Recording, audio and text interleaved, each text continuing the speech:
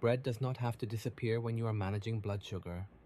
The right loaf can make breakfast, lunch, or a snack easier to balance. 6 bread categories stand out because they use fermentation, preserve grain structure, add fiber, or reduce carbohydrate per slice. The goal is simple: choose a better type, use a sensible portion, and build a steadier meal without turning nutrition into a daily project. Bread contains starch, and digestion turns that starch into glucose.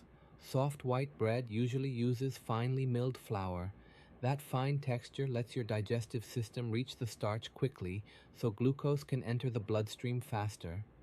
A stronger choice changes how quickly the bread is digested. Whole kernels, cracked grains, dense crumbs, added fiber, and fermentation can slow that process. A smaller slice can also reduce the carbohydrate entering the meal. I'm Dr. Kim, a licensed physician. This is not medical advice. Consult your doctor. Those differences give you a practical way to sort the bread aisle. Start with loaves that keep more of the grain physically intact, because structure is the easiest feature to see. The first choice is intact grain bread.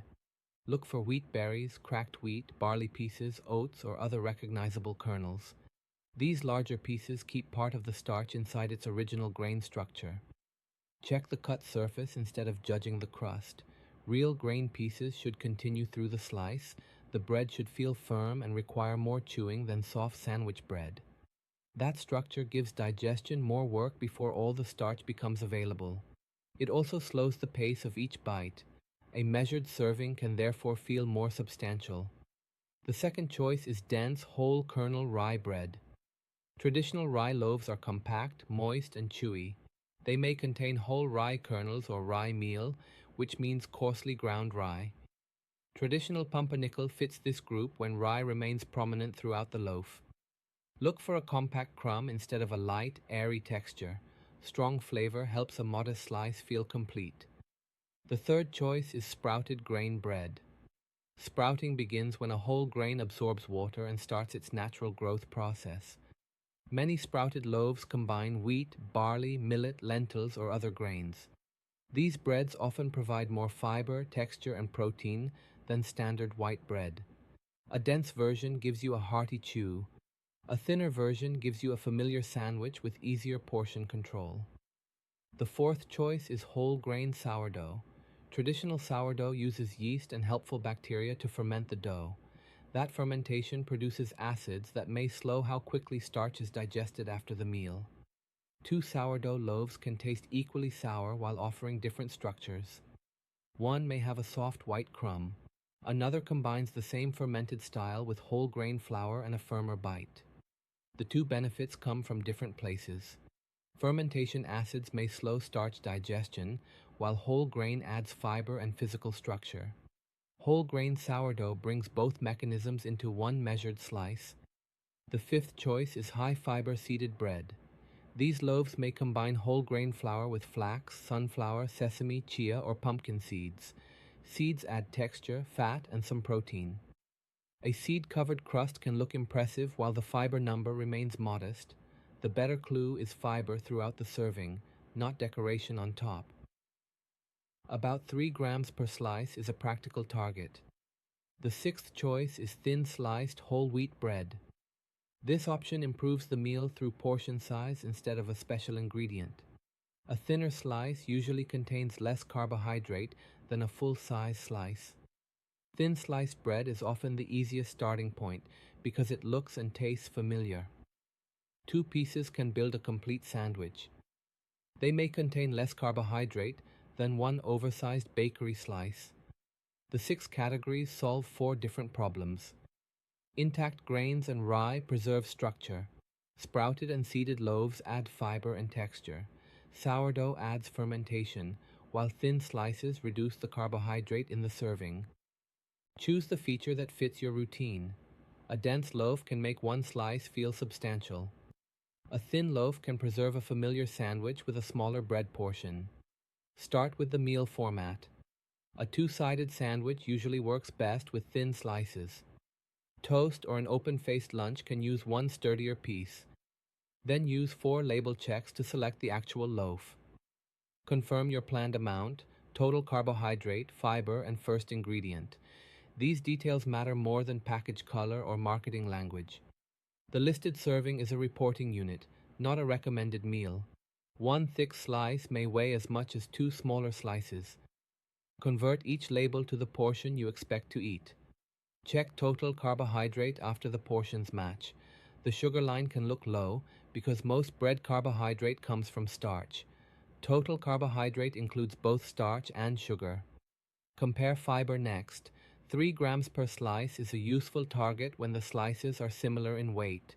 Larger portions naturally carry larger fiber numbers. Read the first ingredient last. Whole wheat bread should begin with whole wheat flour.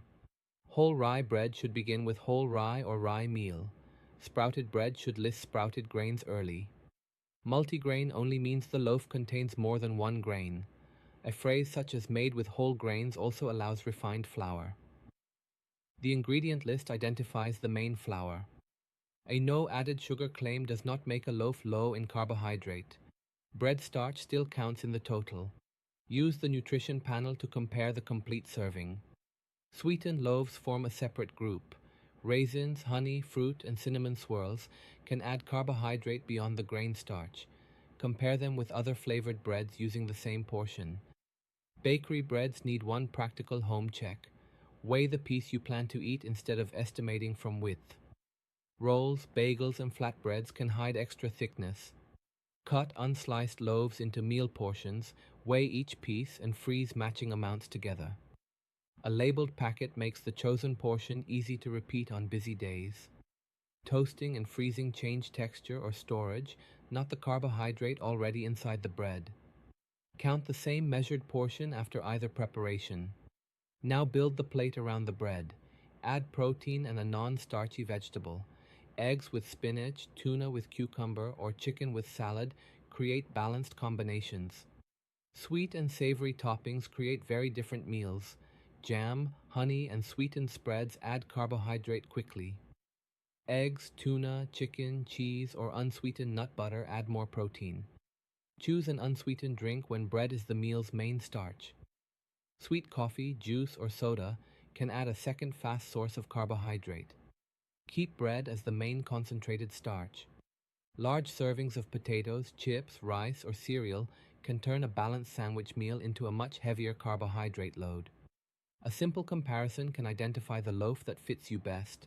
Change only the bread while keeping the portion, toppings, side dishes, and drink similar. Check blood sugar at the same time after each comparison meal. Save the package photo and record the loaf name, portion weight, meal combination, and reading. Repeat the comparison on another day. Place the readings beside each other instead of relying on memory. The repeated pattern becomes easier to see. Keep the loaf when the repeated portion produces a manageable pattern. Reduce the amount when the rise stays larger than planned. Then compare another category using the same meal. Use the first loaf as a short trial. Pre-portion it, pair it with a repeatable meal, and compare two similar readings. This turns a package promise into a practical decision. Bread can remain part of a blood sugar-friendly diet. Choose the category that fits your meal, check the serving, and keep the portion repeatable. Then add protein and vegetables for a steadier plate. Medicine simplified. That's what this channel does. If you want more, hit subscribe. This is not medical advice. Consult your doctor.